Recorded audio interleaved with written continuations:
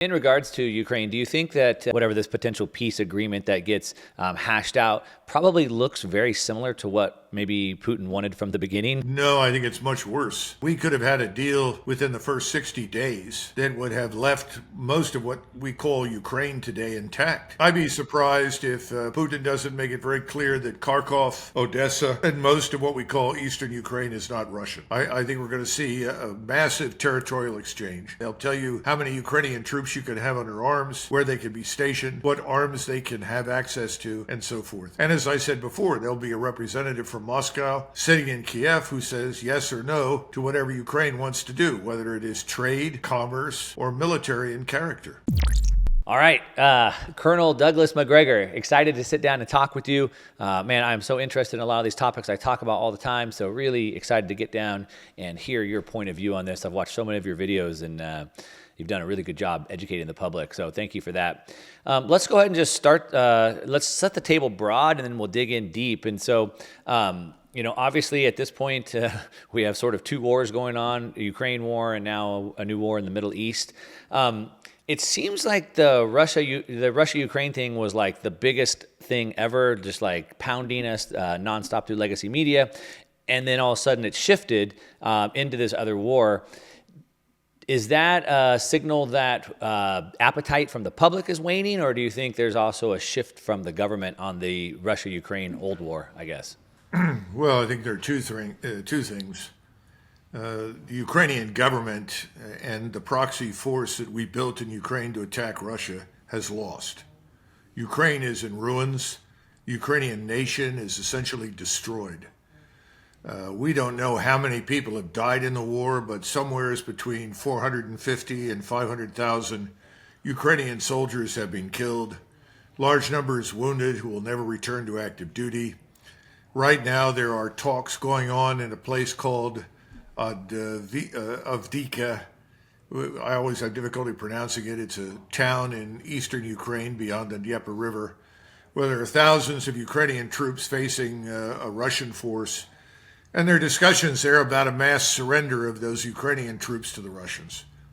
This war should have ended a long time ago. We've kept it going at the expense of the Ukrainian people. I don't think Americans ever understood much of it or really paid much attention to it. We are very fortunate that the Russians have chosen to limit the fighting and limit the conflict to eastern Ukraine. There was never any intention on Russia's part to invade Eastern Europe. That was all nonsense. They're not interested in it now. They would like the war to end, but the problem that we have is how do we end this thing without looking ridiculous? And I don't think that's an easy question to answer. Everyone is running around in Washington and London trying to put a happy face on the dead rat. And that's the case with Ukraine. But the Russians have a series of demands. I'm told that they've actually sent a note at our request privately through back channels. People in the White House are apoplectic. They don't know how to answer it. I mean, frankly, we no longer have a say in what happens in eastern Ukraine. Neither does NATO. NATO is in ruins. I'll be very surprised if NATO survives much longer. So the whole thing has been a catastrophe for us. We grossly underestimated the Russians. We did not understand them. We thought we could isolate them. We were never able to do that. And then our proxy force did all that it could, but it's very difficult to build armies from scratch in a short period of time. They really didn't have much of a chance. So this is over, and I think the American people are now focused on the Middle East. And this is, if you will, a new disaster unfolding, one that unfortunately we've had a hand in creating. Before we jump into the Middle East, I've seen, like I said, many of your interviews, and of course, you've been calling this war was over a long time ago. It was probably, I think maybe you just made the comment, it was over probably before it even started. A couple things, I know, like obviously when this war started, seemingly since the Vietnam War and all the Middle Eastern wars and kind of where we're at now, like there was no objective, like what does winning look like, right? And so when you think about it from that perspective, like what did winning look like?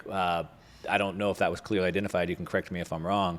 But some of the maybe winning to me looks like a few months ago, Zelensky was over here, not just trying to get money from the political establishment, but he was in Wall Street, and he got money from Blackstone and BlackRock and Bill Ackman, and it sort of looked like the country might have been demolished, and sort of the people, millions of people left, tens of millions of people left, and then the country just got divided up, chopped up, and sold off to Wall Street.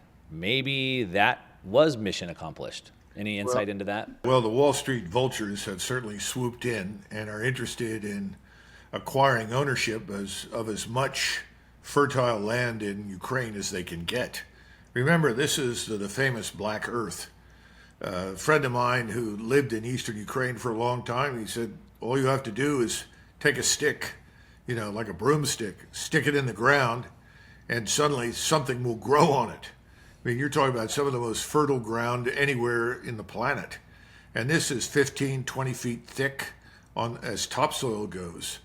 It was so good that during World War II, the Germans filled boxcars or, trains with this fertile earth and brought it back to Germany. It's tragic, but yes, I think you're right. Wall Street will find a way to profit from this. I think Blackstone is the tip of the proverbial, iceberg.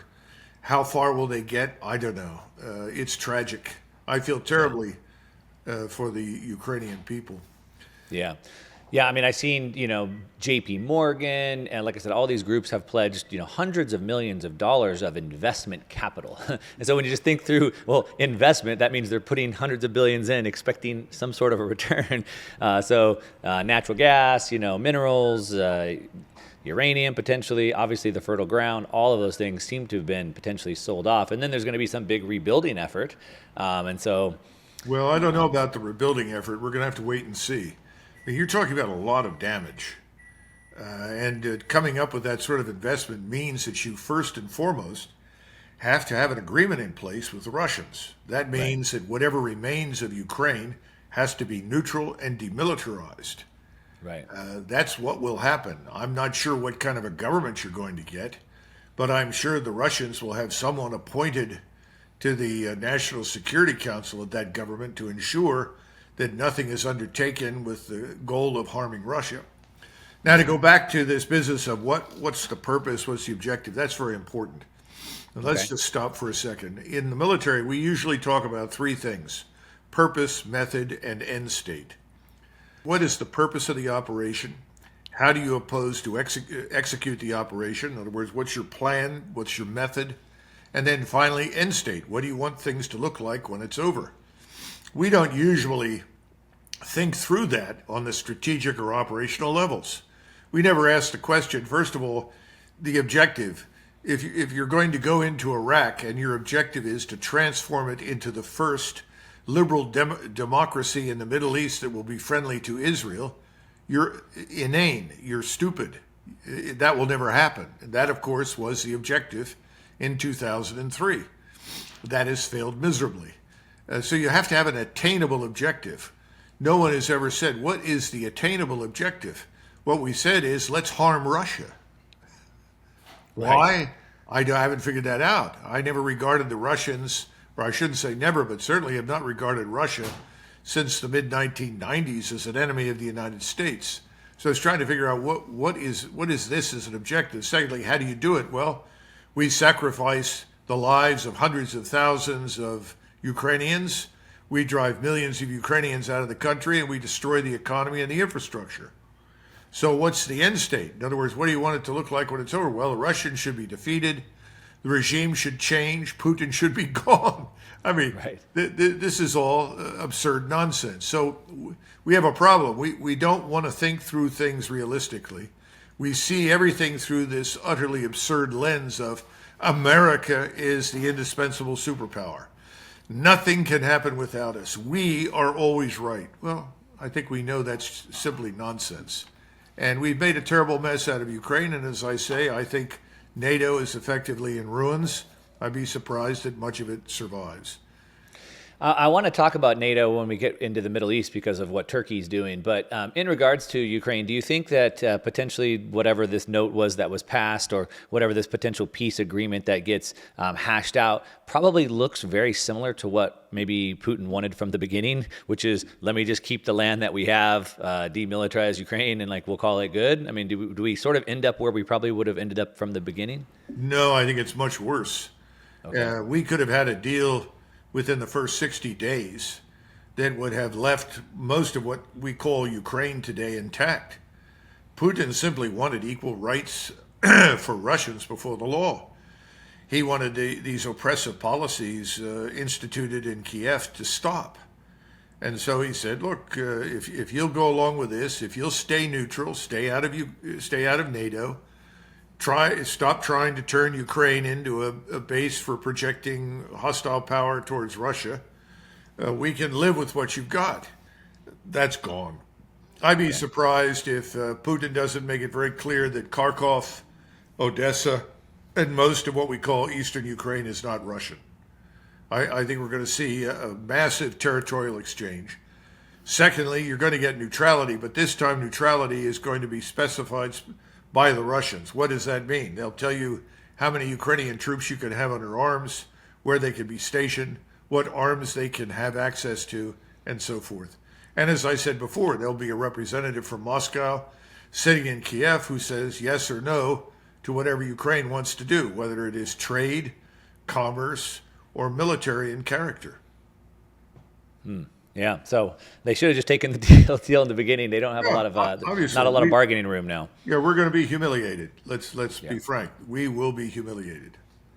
I watched you on Tucker Carlson, and you talked about sort of some of the failures on the battlefield, sort of the way that we stage troops and putting old tanks into position, and how the Russian military with their space program was able to target and isolate and hit targets within minutes, et cetera. And it seemed like you were saying that it also sort of highlighted to the world maybe how weak or incompetent our old school military is. Well, I think we need to understand a few things. First of all, there is a revolution in military affairs. That revolution, however, has not been clearly understood. And there are many features to it, but the most prominent one is the ability to link platforms for intelligence, surveillance, reconnaissance that are overhead, or for that matter, in the seabed, offshore, underwater, with various kinds of strike systems that are now precise. In other words, you can effectively look at any region on the planet. You can position satellites. You can position overhead platforms, unmanned and manned, and platforms off sea, on the sea, and under the sea. They can gain a clear picture of what's happening. Then you link that picture and the potential targets that you may want to strike, whatever they are, people, equipment, infrastructure, to strike systems, rockets, missiles, artillery, mortars, from the simplest to the most complex and devastating. And you have the opportunity to effectively neutralize your opponent very, very quickly, if not destroy him outright. We have ignored this, and we have pretended that we live in this World War II paradigm, where you have massive maneuver forces, large armies that sweep across open spaces and decide outcomes. Those days are over. What you have to have, and this, I wrote a book about it called Margin of Victory, and before that I wrote one called Transformation Under Fire, trying to get people to understand that your ground force, whatever it is, whether it sits on wheels or tracks or is dismounted, has to be integrated within the framework of what I just described, so that it can move under the protection of that ISR strike complex, not just exploit it, but move under protection from it, because your opponent is going to try to do the same thing to you. If you go all the way back to Breaking the Phalanx that I published in '97, I have a chapter on a future war, and I talk about the sensor battle that begins the war. Simply that sensors, the ability to see, to detect, to hear, in space, on the ground, at sea, those are the first, if you will, the front lines, the spearheads of future offensive or defensive operations. We've never really come to terms with that. We keep building for a World War II style environment. And frankly, we fielded a very good World War II style army in Ukraine. It's being obliterated by the Russians. The Russians were the first, I would argue, among all of the leading military establishments of the world to recognize the outlines of what I just described to you. Now, we can do it very effectively. We have the technology, but we also have a problem. We have a problem with this enormous service bureaucracy. The service bureaucracies all want to build their own mousetraps. There is no unity of effort across service lines. If there is at all when you begin operations, it's because the people conducting the operations force it into existence. In other words, every service has its own doctrine, its own organization, its own approach. The notion that this should be an integrative whole is discussed, but it's never implemented. And it's bankrupting us, by the way. Well, it's certainly bankrupting us. I know the military expenditures in the United States, it far exceeds. I believe the United States spends more than the next 10 countries combined on its military. So with that amount of money being spent, even if it was sort of compartmentalized into these four branches of military, if that's sort of what you're referring to, with the enormous amount of money that we're spending, you would think even if it was compartmentalized, they would still be able to develop some of this new technology within their individual branches, if not working together? Well, the technology exists. That's not the problem. It's coordinating it. The menu of technologies is pretty extensive, and we control a lot of it. And all we have to do is pick carefully from it. The problem is that we're trying to refight wars that aren't going to happen. Right. We're not going to be able to move armies of hundreds of thousands across open ocean the way we did to get to Desert Storm. It's not going to happen. Submarines, the overhead surveillance, long-range precision strike, all of these things will interfere with that. So trying to build forces designed for the last war is a surefire way to fail miserably. The same thing is true at sea.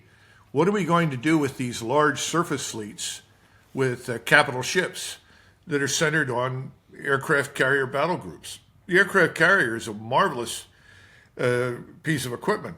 It's unlike anything the world has ever seen. The problem is it's not very useful any longer because you can't hide it. And you'll have plenty of admirals and senior naval officers say, oh, no, that's wrong. You give me aircraft carriers, I can hide them in the Pacific. Well, if you can hide them because you're so far away that you can never possibly affect anything on land, I suppose that's possible. But if you can't affect anything on land, what's the purpose of having the aircraft carrier? Not very much. So I think the whole idea of giant surface fleets, the sort of what I call Jutland Midway paradigm, which is similar to the World War II paradigm of massive divisions on line, moving slowly across the European continent, or from island to island across the Pacific, all of that is over. It's gone.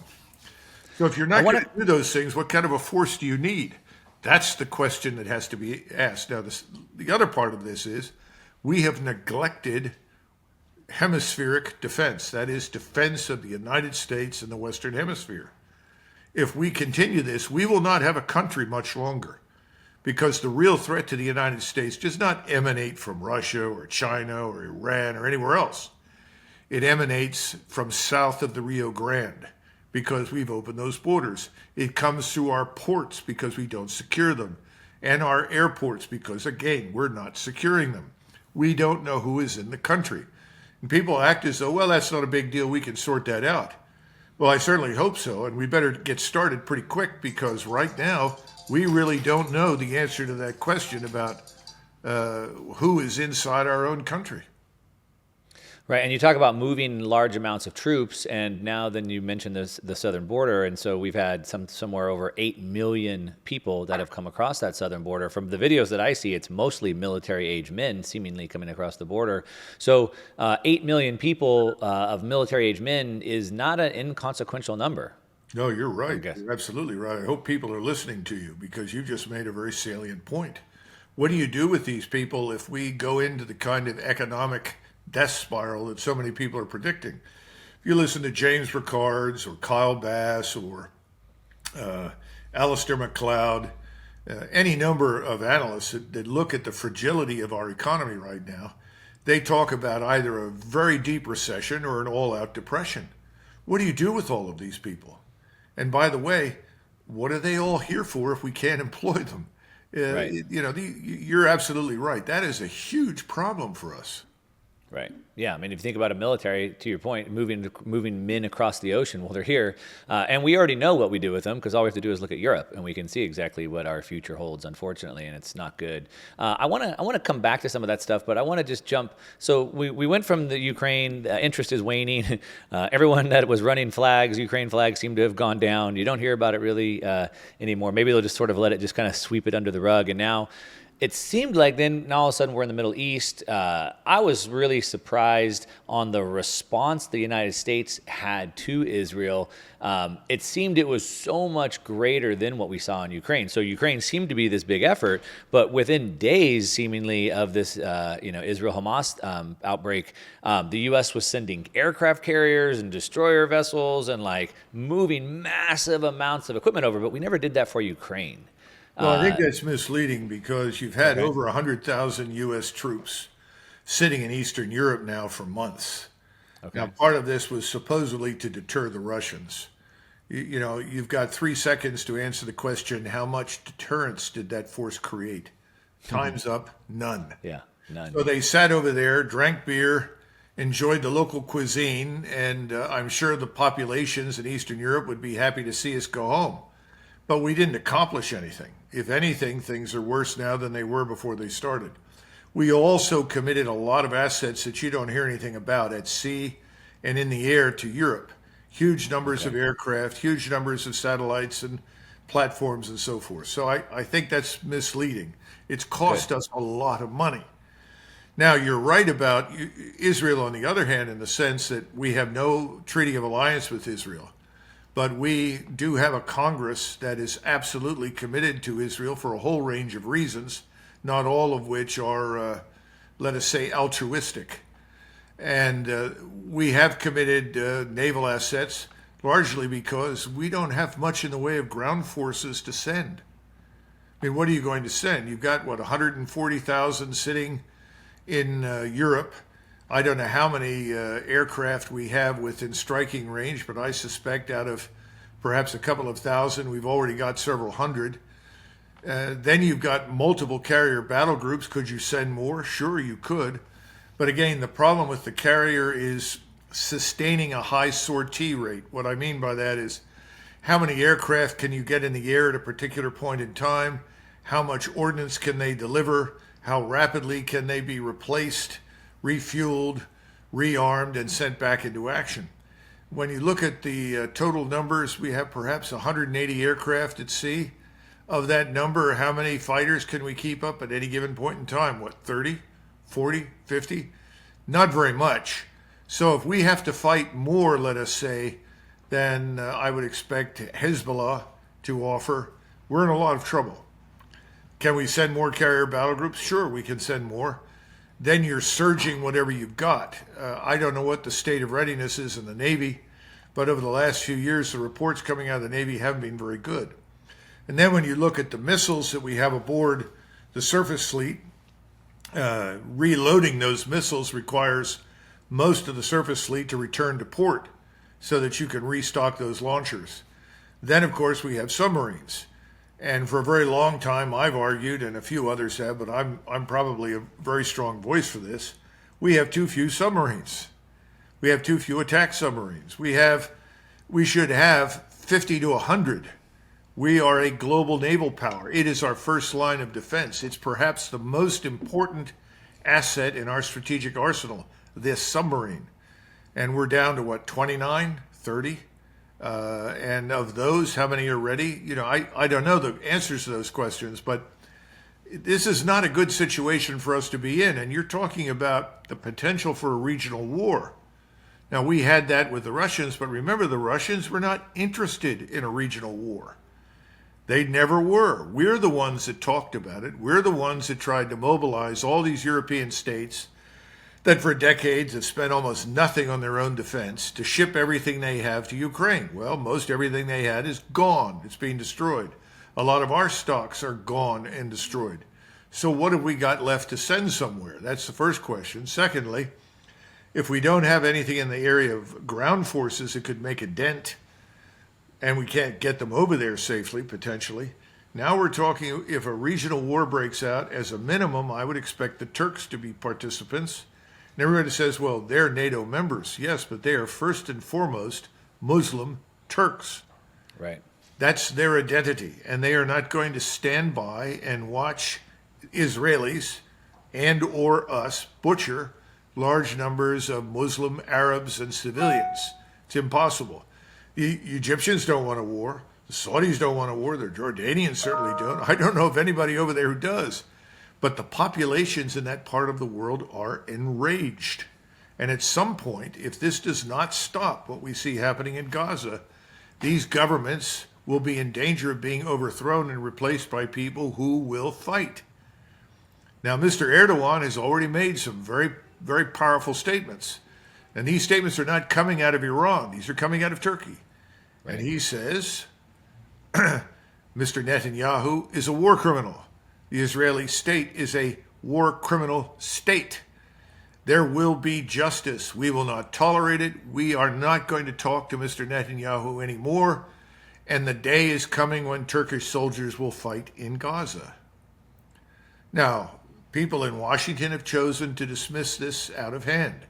They've chosen to say, oh, this is impossible. It can't be done. Well, these are the same people that told us the Russians had no military power, or what they had was inadequate, that they could be isolated, that they were weak, that their economy could not withstand the strain of sanctions. Well, they were wrong. I think they're wrong now about the Middle East. I think the situation is very dangerous. And when Mr. Netanyahu says we are fighting for our existence, he hasn't even begun yet. He's only scratching the surface. His existence is not going to be threatened by Hamas, but the existence of the Israeli state is very much open to question if the region coalesces along the lines that it's begun to, and the Turks enter this fight. And of course, there's always Iran. Iran has no ground force, but Iran has an enormous arsenal of tactical and theater ballistic missiles, cruise missiles, unmanned systems. Those can all be employed. And we haven't talked about the other effects that we would rather not experience. We don't want to see the Straits of Hormuz closed. We don't want to see the Suez Canal closed.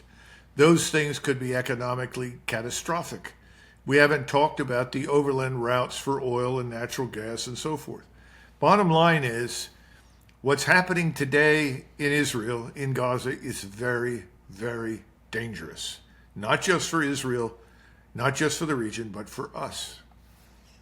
Economically, yeah, from a lot of levels. And then, I mean, now I don't want to spend time jumping into it, but obviously I'm sure everyone listening is aware of what's going on in China and Taiwan and all that. So seemingly we have like potential... Well, wait a minute, let's stop for a second. What do you think is happening in China and Taiwan? Please tell me. Well, it seems like there's sort of a showdown in the South Pacific, potentially, where China wants to move into Taiwan. They've been stationing ships, running maneuvers on our jets, our aircraft carriers, et cetera. And we don't know what's going to happen, but it seems tense, I guess is my guess. But I guess let me tell you that what I think. Please. First of all, I don't see any evidence for any Chinese aggression aimed at Taiwan. I see the Chinese who have expressed the view that if we put forces on Taiwan, if we put missiles on Taiwan, that's a red line. They will go to war. Sort of like Russia saying if you put missiles in Ukraine, like they don't want them on their borders, I guess. Yeah, I think that's a fair analogy. I think also that President Xi made it very clear that if Taiwan declares its independence, in other words, it no longer accepts the truth that Taiwan is part of the Chinese nation, that it decides to strike out entirely on its own, then there will be a war. Now, I personally don't see any evidence right now that the people on Taiwan want any kind of war. I've looked at the political structure there and the parties involved. All of them have backed away from this notion of independence. If anything, the pro-Beijing or pro-Chinese mainland parties are probably going to win the coming election. That means that you could have a peaceful reunification sooner rather than later between Taiwan and China. So the question is, where do we fit in? What are we trying to do? And we are operating in their seas, in their waters. The Chinese have never stopped a commercial vessel. And theoretically, we're the ones that say over and over and over again that freedom of the seas is primarily for commerce.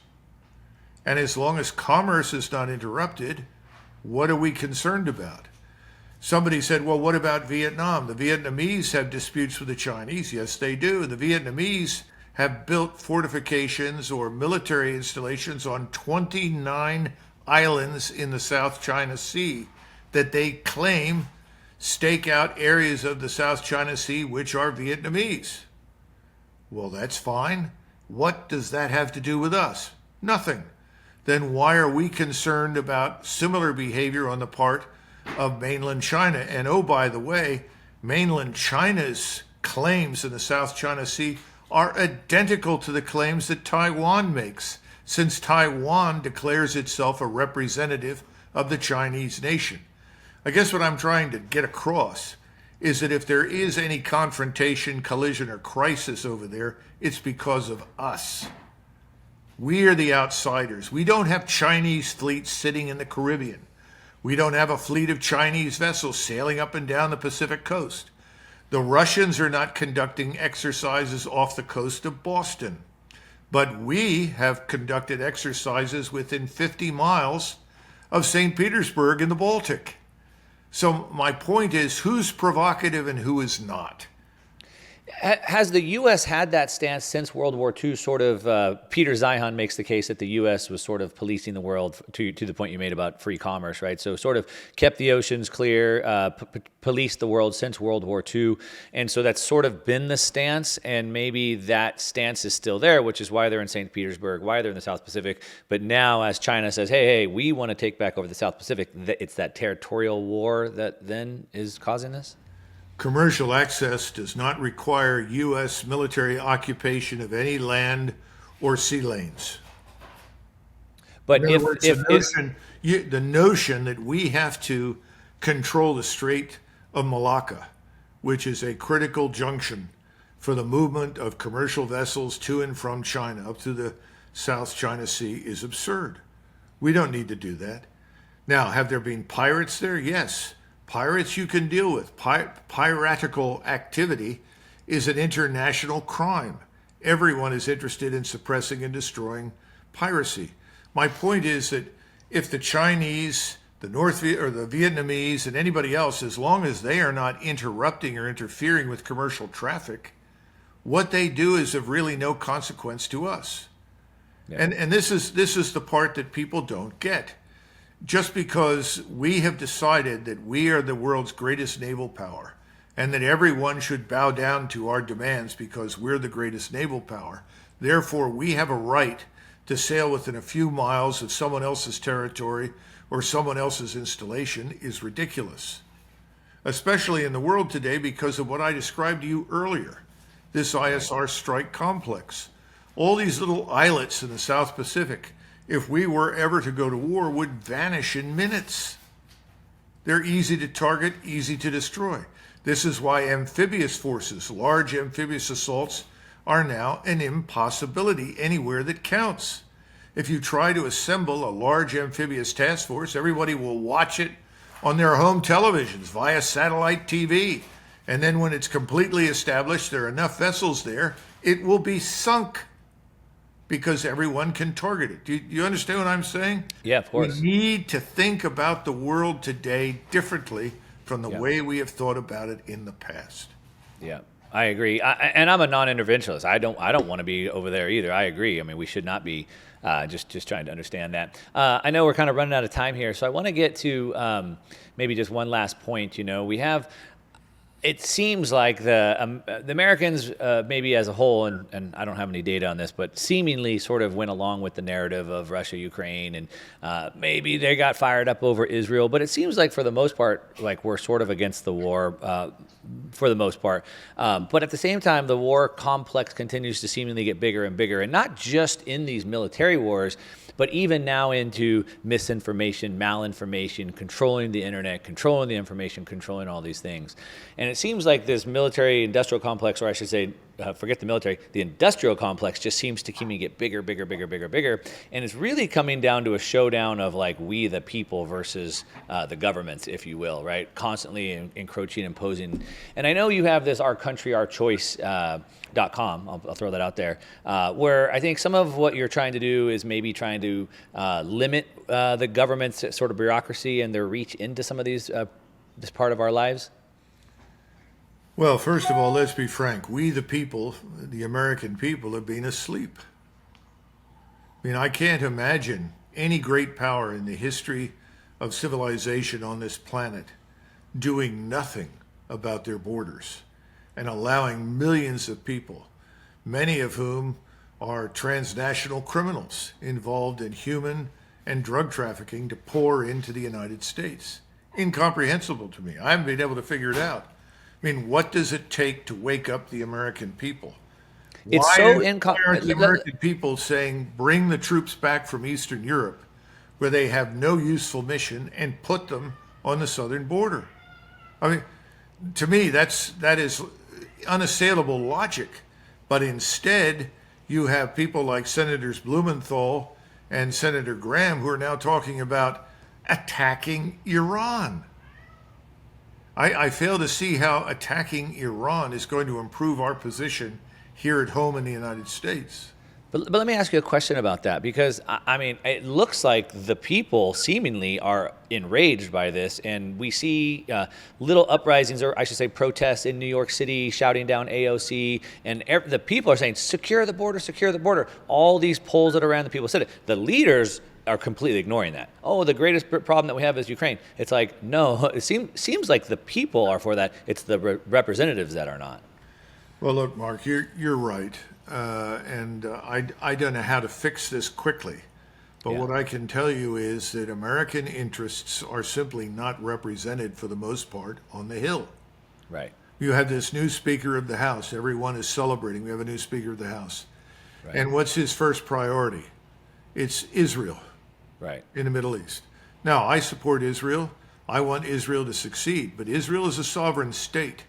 If it takes imprudent actions and puts its existence at risk, we cannot necessarily save it. They have to cooperate with their own future if they want to survive.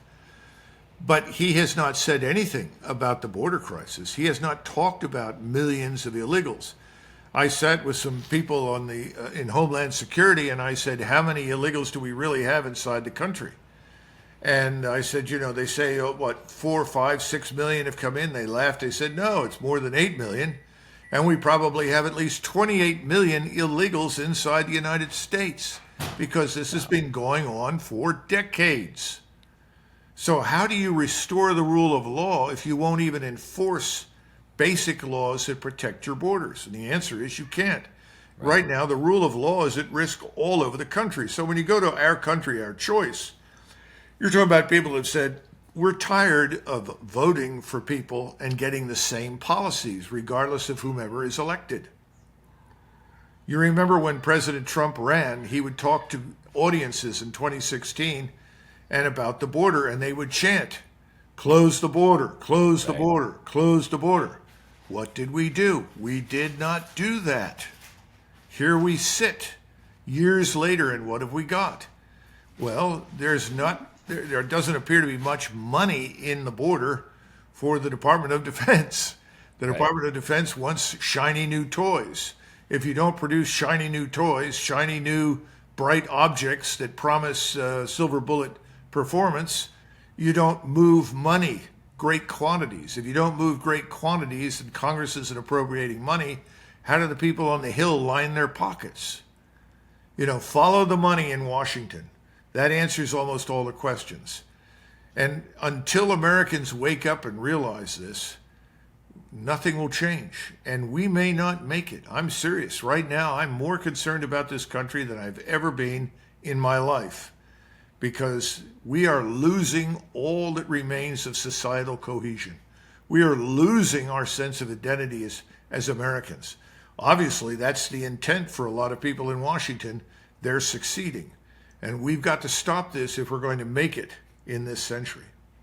Yeah, yeah, I agree. I think we are losing our identity, partly to your point, destroyed. And you said like the border, it seems like how could it be this bad? How could they let that? How could Mayorkas, the head of the DHS, continue to let this happen while he's pushing policies to take away more freedoms online and through communication?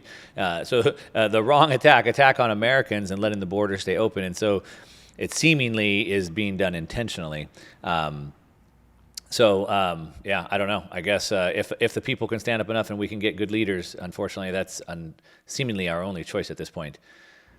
Well, if people listen to what we've just discussed and they find it attractive, they need to go to ourcountryourchoice.com. You can register and join. It costs nothing.